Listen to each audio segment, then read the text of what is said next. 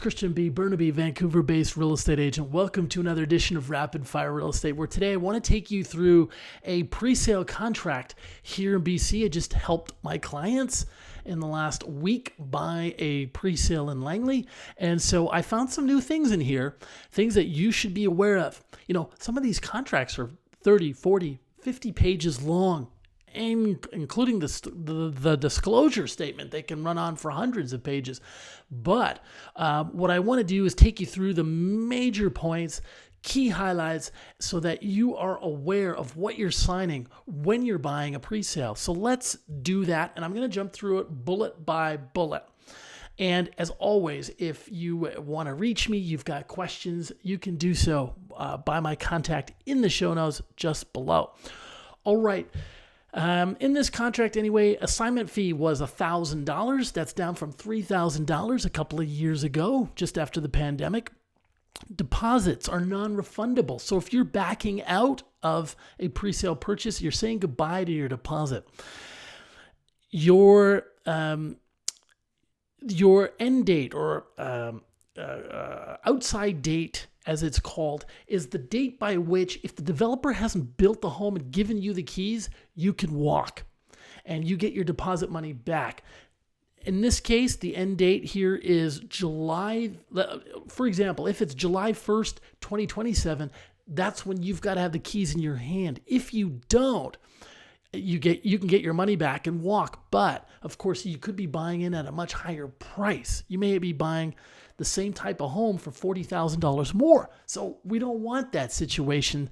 So you really want to do your homework on the developer and make sure that they are going to build that product. If they're building it for the first time, my advice to you is it may be a good idea to walk. Because they have no track record. So you want to do some digging, talk to your agent or talk to me and make sure that they have some kind of a track record of getting stuff built and built on time. Okay? Now, what else? In this contract, it says the developer can push back the end date due to acts of God. And one of those points in here is delay in obtaining labor. I think this is kind of subjective, right? Like if you're not initiating the obtaining of getting labor, well, obviously it's going to be delayed. So, a lot of these contracts are really heavily worded in the developer's favor, not in yours. That's why it's so important to read it. All right. We have all pre-sales are covered by 2510 warranty. The 2 stands for delivery systems. So if there's anything wrong with the air conditioning, with the plumbing, they are going to come back and fix that. 5 means water ingress. So if there's water getting into the building, almost never occurs. The developer would come back and fix that. And 10 refers to the structure of the building. And hopefully that would never be an issue. I've almost never seen that come up. Okay, let's keep going. If you do not complete on your unit and walk, and the developer has to resell your unit at a lower price, they can come after you for the difference. So simple math, you bought for $450 and decided to walk, they're now selling it for $400,000. They could come after you for the difference, the $50K. So, in addition, if you're not completing and you ask the developer to extend the completion date, which you can do, I've seen that done. Note, however, it comes with an interesting charge. If you are buying a unit, they can charge you 27% annual interest rate. That's what's worded in this contract that I was reading over.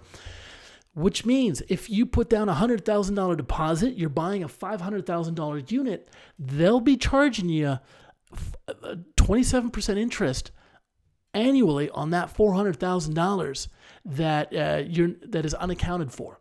So it's often a better move to just get a private mortgage and pay the 6-7% and then sell your property than have to pay that kind of an interest rate, which is absolutely exorbitant, right?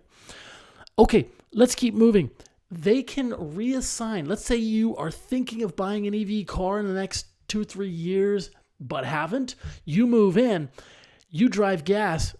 there's a lot of EVs in there. They can move you out of your EV stall and move an EV driver into yours. So key point. If the color scheme in this case is not correct, the developer is willing to give you back 1% of the purchase price. So on a $600,000 unit, that's $6,000. I don't think that really makes up for the difference, right? Imagine you were buying the light color scheme and you get the dark color scheme. You get compensated for $6,000. I wouldn't like that. I would want my color scheme or a lot more compensation. But that's why it's important to read this document. In addition, purchase price always includes GST, of course. We're in Canada. Except when it doesn't, because as of a couple of weeks ago, the federal government announced no GST on pre-sales under certain amounts. And so if you're a first-time buyer, so look into that. Remember, if you're a first-time buyer, no GST now. There's so many changes with GST and government rules. It's really important that you be following this, be doing your research, and obviously be talking to your agent. A few other things. You have a deficiency walkthrough. Some developers use really sexy marketing language like your orientation walkthrough.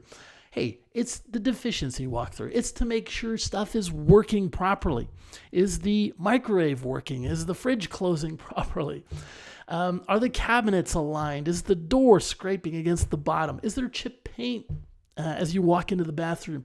All those things would get flagged in your deficiency walkthrough. That's the purpose of that. Normally, it's going to happen 2 to 3 weeks prior to you becoming the owner of the home. And you'd be on site with the developer. I always go with my clients. They give you a hard hat, put you in boots. But yeah, that's the purpose of it. You definitely want to do that. Never ever miss that. Developer in this contract reserves the right to come back 60 days, up to 60 days after you've got the keys to make those fixes. And sometimes it's even after that. Ideally, we want to have these things addressed at completion, at when you get the keys, at possession. A few more points here. You are not allowed to assign this unit for less than you bought it. Now that is new. Generally, I'd never seen that kind of language in a contract, but it's there now. And obviously, you can see why it's there. It's because the developer doesn't want you undercutting their price if they've still got units for sale.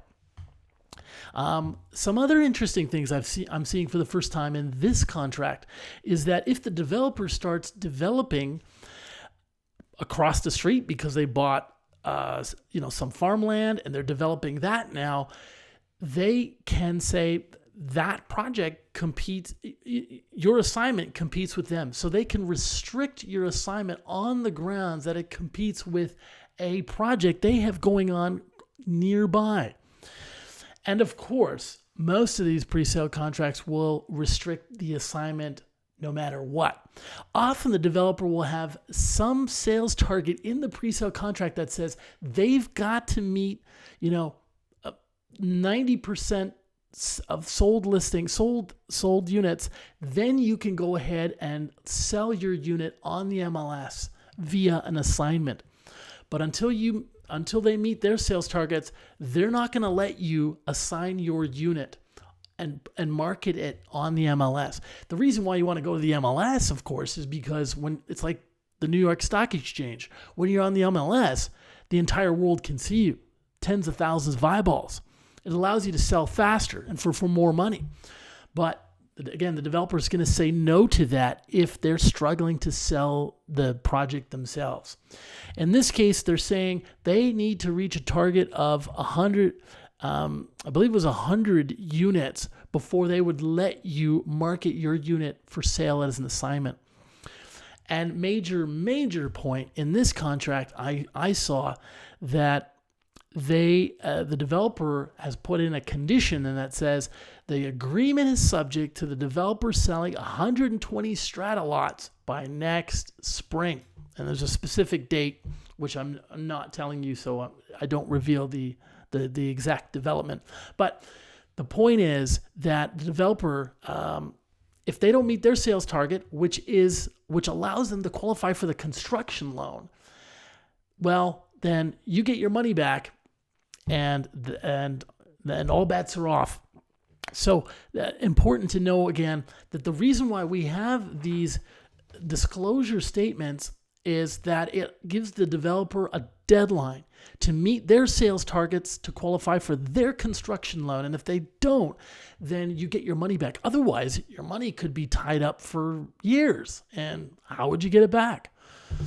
So that's the purpose of a 8, 12 month or an 18-month disclosure statement, so that developer sells. If they don't, you get your money back. Okay, and of course, when it comes to assigning your unit, most developers will have a cutoff time. If they're nearing completion and they're starting to do the walkthroughs 30 days prior to completion, they're not going to let you assign it. It gets too difficult with like who's the actual real owner. So that's very standard. And also interestingly, this developer has put a clause in here that says anytime you bring them a piece of addendum, an addenda to sign, they will charge you $500. So I guess that's their way of dissuading you from bringing them anything to sign. So they're going to charge you a little bit as well.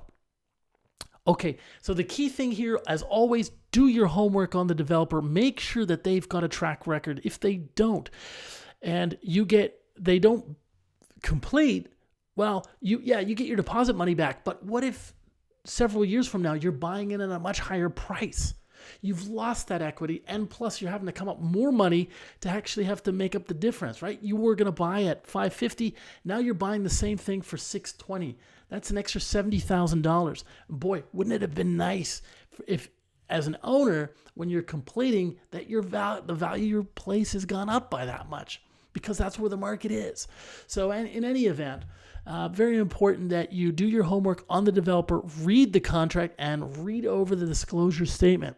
As always, feel free to reach out to me. You can find me by my contact in the show notes below. You guys have a great day. Bye now.